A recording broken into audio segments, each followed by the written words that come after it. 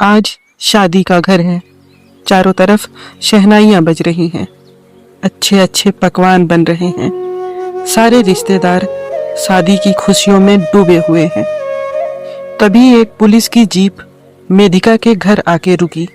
सभी हैरान हो गए। शादी के घर में पुलिस, ऐसा क्या हुआ? जीप से सालसापुर की दरोगा कावेरी माथुर उतरी। कावेरी ने घर में घुसते ही पूछा, मेधिका कौन है?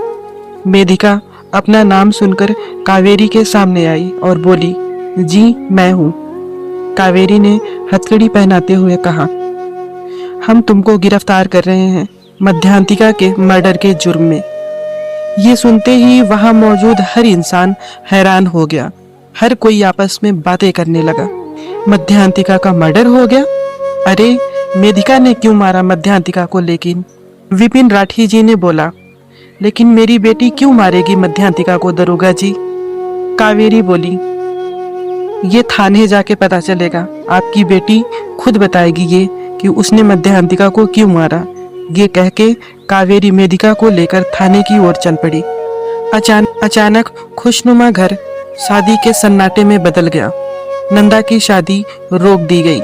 सब हैरान थे कि मध्यांतिका को किसने मारा और मेधिका को लेके पुलिस क्यों गई। थाने आते ही कावेरी ने मेधिका से सवाल जवाब करना शुरू किया। बताओ मेधिका, तुमने मध्यांतिका को क्यों मारा? मेधिका ने जवाब दिया, मैंने उसे नहीं मारा। और मैं उसे क्यों मारूंगी भला? वो मेरी दोस्त है। मैं भला अपनी दोस्त को क्यों मारूंगी? कावेरी ने बोला, झूठ मत बोलो।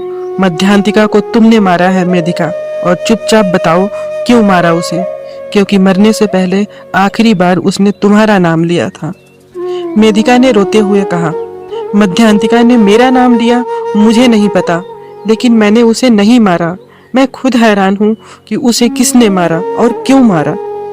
सवाल जवाब चल रहा होता है और विपिन राठी साथ में गगन राठी भी थाने आ जाते हैं। गगन ने कावेरी से बोला, मैडम जी, मेधिका किसी का मर्डर नहीं कर सकती। ये ऐसी लड़की नहीं है। कावेरी ने पूछा, वो हम तय करेंगे पोस्टमार्टम रिपोर्ट के बाद, आप नहीं। और वैसे आपकी तारीफ। गगन राठी नाम है मेरा। मैं नंदा का होने वाला पति हूँ।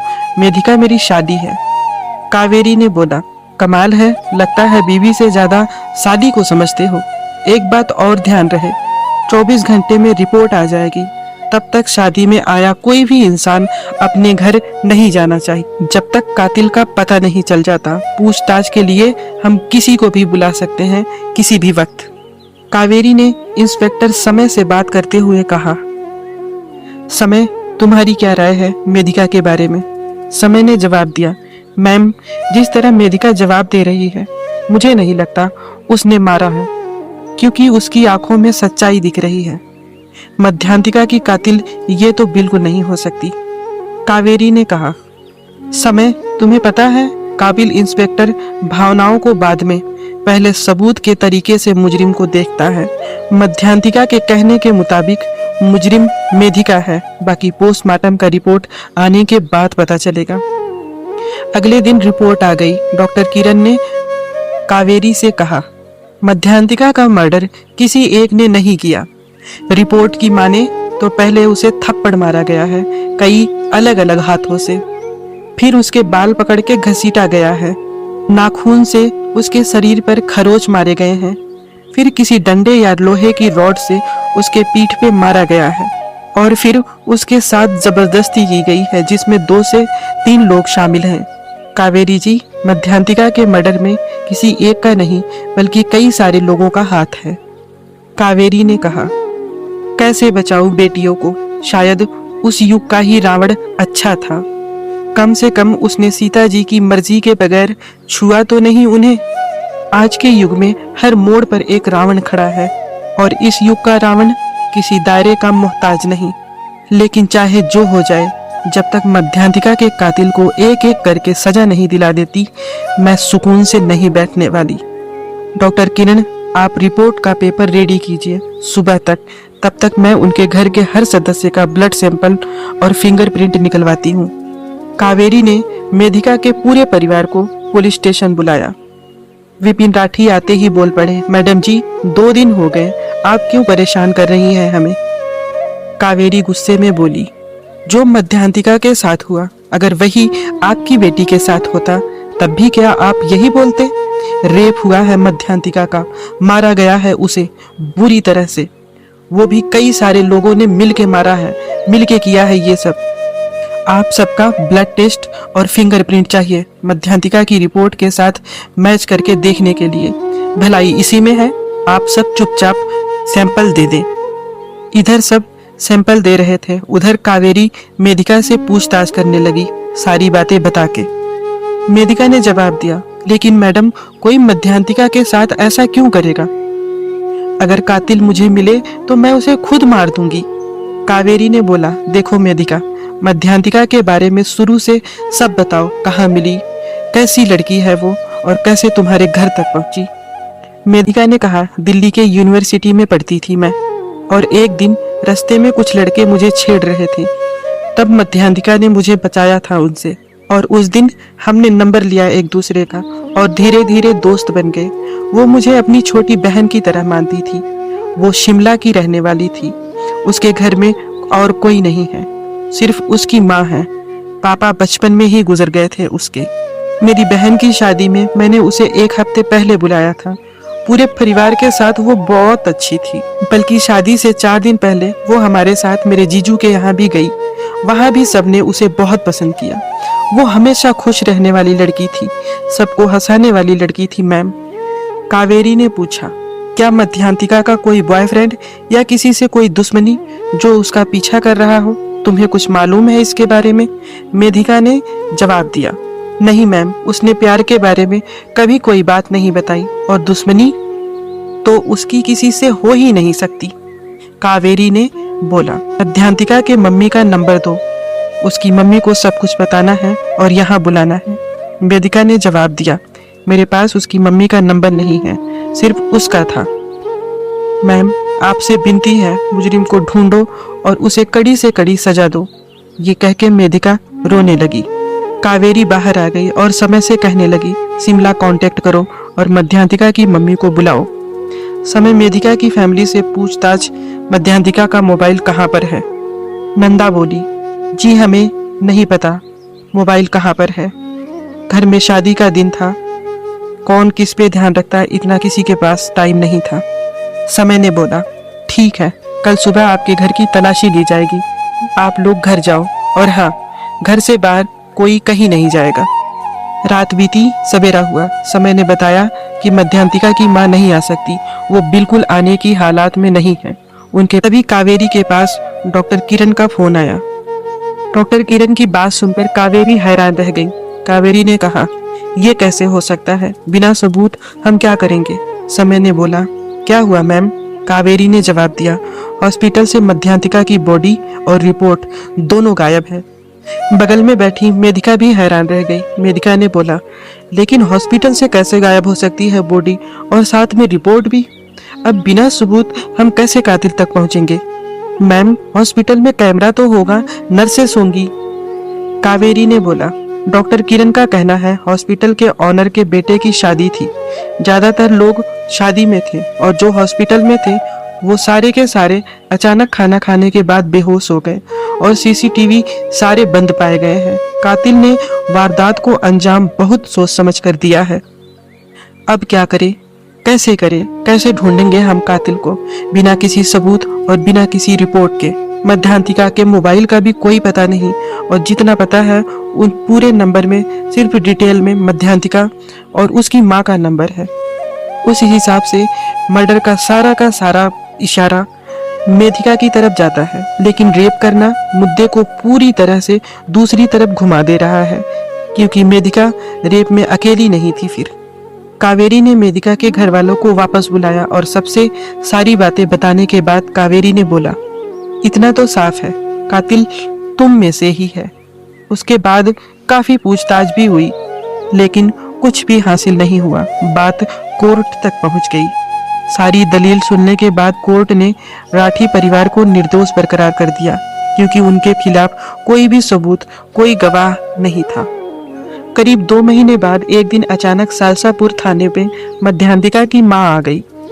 कावेरी ने कहा, मुझे माफ कर दीजिए माँ जी, हमने बहुत कोशिश की और आज भी कर रहे हैं, पर ना मध्यांतिका की बॉडी मिली और ना ही कातिल का पता चल रहा।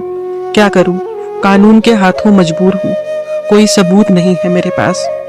माँ जी, क्या आप कुछ बता सकती हैं जो आपकी बेटी के बारे में आपको अजीब लगा हो? मध्यांतिका की माँ पुष्पा जी ने बोला, मेरी बेटी तो गाय थी, गाय मैडम जी। पूरा गांव मेरी बेटी के तारीफों की पुल बांधते नहीं थकता था, सबका ख्याल रखती थी। वो कहती थी, माँ देखना, एक दिन तुम्हारी बेटी को पूरा भारत जानेगा। लेकिन पता नहीं क्यों पिछले 3-4 महीनों से वो उदास रहने लगी थी, मुझसे ठीक से बात तक नहीं करती थी। मेरे बार बार पूछने पर उसने बताया कि वो किसी लड़के को पसंद करती थी और वो लड़का उसे धोखा दे रहा था। उसने मुझसे कहा था, माँ मैं उसे खोना नहीं चाहती, मैं उसे मनाऊंगी और आपसे भी मिलवाऊंगी। कावेरी ने सवाल किया, कौन था वो लड़का माँ जी, आप जानती हैं उसे? उसका नाम, उसकी कोई फोटो है आपके पास? पुष्पा जी ने कहा, नहीं मैडम जी, उसने कुछ नहीं बताया, बस उसने यही बोला मैं उसको आपसे मिलवाने जरूर लाऊंगी। कावेरी ने कहा, माँ जी कुछ तो याद करिए, कभी उस लड़के का घर, नाम, पता, फोटो, कोई तो बात आपकी बेटी ने बताया होगा आपके उसके बारे में। पुष्पा जी ने रोते हुए कहा, मेरी बेटी चली गई मैडम जी, देखो मैं कैसी अभागन माँ हूँ, उस आखिरी बार भी नहीं मिल पाई उससे। पुष्पा जी जाने लगी, तभी पुष्पा जी मुड़कर कावेरी से कुछ बोला, मैडम जी मध्यांतिका की एक दोस्त है नैना, वो उसकी रूम पार्टनर है, वो उसके साथ दिल्ली में सालों से रहती है, शायद उसे कुछ पता होगा। ये कह के पुष्पा जी चली गई।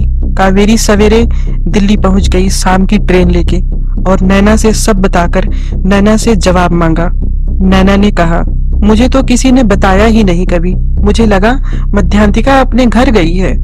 जी मैडम जी, वो परेशान रहती थी, वो 9 साल से दिल्ली में थी और उसका 7 साल का रिश्ता था निर्मल के साथ। अचानक 4 महीने पहले से उदास रहने लगी थी वो। मैंने उससे पूछा तो बताया उसने कि निर्मल कहीं और शादी कर रहा है। वो निर्मल से बहुत प्यार करती थी, वो उसे बिल्कुल खोना नहीं चाहती थी, वो उसके लिए पागल थी। मैंने उसे कई बार समझाया था वो निर्मल से दूर रहे, क्योंकि निर्मल मुझे अच्छा लड़का नहीं लगता था। कावेरी ने सवाल किया, क्या तुम मेधिका को जानती हो?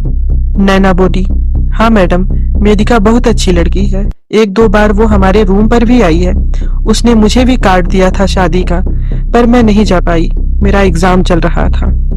मुझे नहीं लगता मेधिका ने मारा होगा मध्यांतिका को, क्योंकि मेधिका मध्यांतिका को अपनी बहन की तरह मानती थी। कावेरी ने पूछा, तुम्हारे पास निर्मल की कोई फोटो है? नैना ने कहा, जी बिल्कुल है, सारी ये तस्वीरें हैं मेरे पास उन दोनों की। फोटो देखते ही कावेरी के पैरों तले जमीन खिसक गया। नैना ने कहा, मैडम जी ये मध्यांतिका का पुराना मोबाइल है, यहाँ से जाने से पहले उसने नया मोबाइल और नया नंबर लिया था। कावेरी सालसापुर के लिए तुरंत निकल गई, साथ में नैना को लेकर। ऊपर सीनियर से बात करके केस रीओपन करवाते ही समय गगन और मेधिका के पूरे परिवार को थाने ले आया। गगन नैना को सामने देखते ही कांपने लगा, मानो पैरों तले जमीन खिसक गई हो। मेधिका नैना को देखते ही रोने लगी और उसे गले लगा लिया। नैना हैरान रह गई मेधिका और गगन को एक साथ देखकर। नैना ने सवाल किया, तुम निर्मल को जानती हो? और निर्मल तुम यहाँ कैसे? मेधिका ने जवाब दिया कि निर्मल नहीं, मेरे जीजू गगन हैं।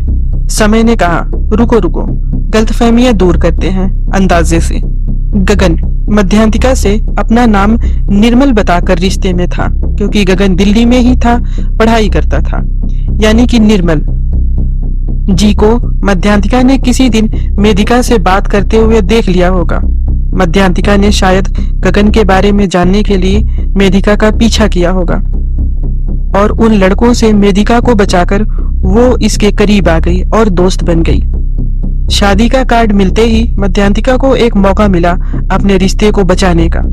कावेरी ने बोला, बिल्कुल सही कहा समय ने, और हाँ, तुम्हारी शादी के दिन करीब 12 बजे जब तुम्हारे गांव के 21 साल के लड़के ध्रुव ने फोन किया और फोन करके बताया कोई लड़की जख्मी हालत में पड़ी है। जब तक हम हॉस्पिटल पहुंचते मध्यांतिका को लेकर उसने दम तोड़ दिया, लेकिन उसने जाते जाते मेधिका का नाम लिया था। बाकी अब गगन खुद बताएगा। गगन बताओ, नहीं तो हमारे पास और भी तरीके हैं बात निकलवाने के लिए। गगन ने जवाब दिया, हाँ जानता था मैं मध्यांतिका को, प्यार भी करता था। 7 साल से साथ में थे हम और खुश भी थे, सब कुछ अच्छा चल रहा था। पिछले साल जब मैं घर आया तो घर वालों ने मेरे लिए नंदा को पसंद कर रखा था। मैंने नंदा को पहली बार देखा, तब मुझे नंदा अच्छी लगी। पता नहीं क्यों मुझे महसूस हुआ कि मुझे नंदा से शादी कर लेनी चाहिए और मैंने रिश्ते के लिए हाँ कर दिया।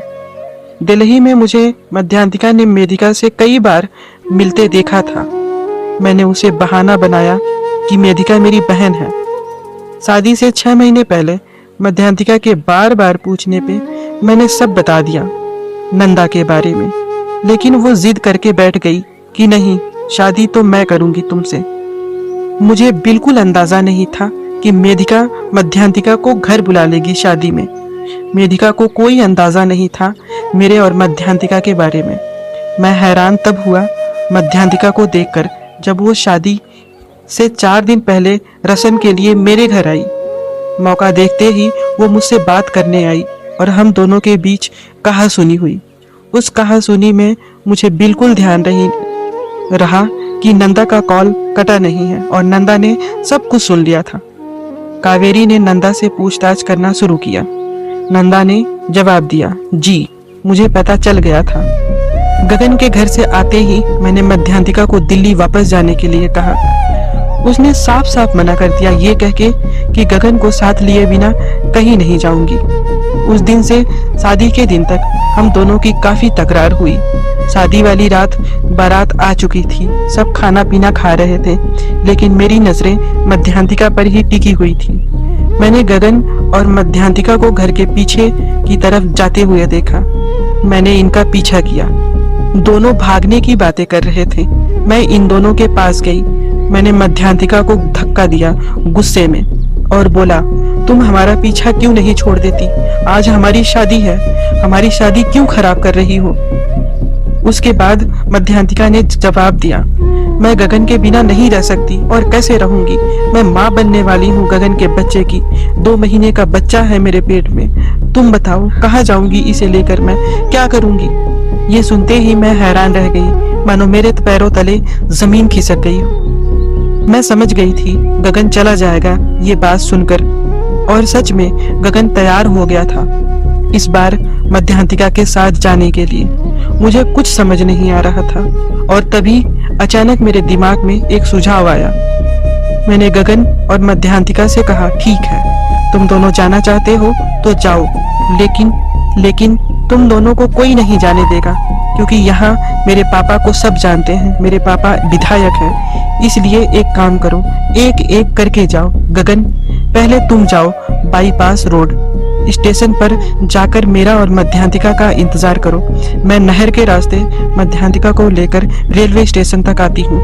गगन और मध्यांतिका ने मेरा धन्यवाद किया और गगन रेलवे स्टेशन के लिए निकल गया। और इधर मैंने अपने भाई अनुज और उसके 2 दोस्त विपुल और प्रीतम को बुलाया। 5 मिनट में वो तीनों आ गए। हम सब मध्यांतिका को लेकर नहर की तरफ आगे बढ़ गए और इस बीच मैंने अनुज को सारी बातें बता दी मध्यांतिका और गगन के बारे में। नहर पे पहुंचते ही मध्यांतिका ने कहा, ये कहाँ जा रहे हैं हम? शायद मध्यांतिका समझ गई थी कि उसके साथ धोखा हो रहा है। वो वापस गांव की तरफ मुड़ने लगी। तभी मैंने उसका हाथ पकड़ा और खींच के थप्पड़ मारा और फिर कई थप्पड़ मारा। अनुज के साथ उसने खींचा तानी की। फिर अनुज ने बाल पकड़े और फिर मैंने वापस उसके गालों पर थप्पड़ मारना शुरू किया। कभी मैं मारती, कभी विपुल, कभी प्रीतम, और 3 मिनट में ही वो बेहोश हो गई। मैंने अनुज से कहा, इसे बस स्टॉप ले जाओ और दिल्ली के बस पकड़ा दो, और हाँ रेलवे स्टेशन बिल्कुल मत जाना, वहां पर गगन है। मैं वहां से चली आई और रेलवे स्टेशन गई गगन को बताने कि मध्यांतिका पता नहीं कहाँ चली गई, शायद वो तुम्हें धोखा दे रही है। कावेरी अनुज को थप्पड़ मारते हुए बोली, चल साफ साफ बता अब सारी बातें। अनुज ने बोला। नंदा के जाते ही मध्यांतिका को होश आ गया और वो भागने लगी। विपुल ने एक डंडा उठाया और फेंक के मध्यांतिका को मारा और मध्यांतिका जमीन पर गिर गई और विपुल ने उसे कई डंडे मारे और फिर प्रीतम ने उसे थप्पड़ मारा और बाद में उसके कपड़े फाड़ दिए। हम तीनों ने एक एक करके मध्यांतिका का रेप किया और फिर उसके दुपट्टे से उसका गला दबाना शुरू किया।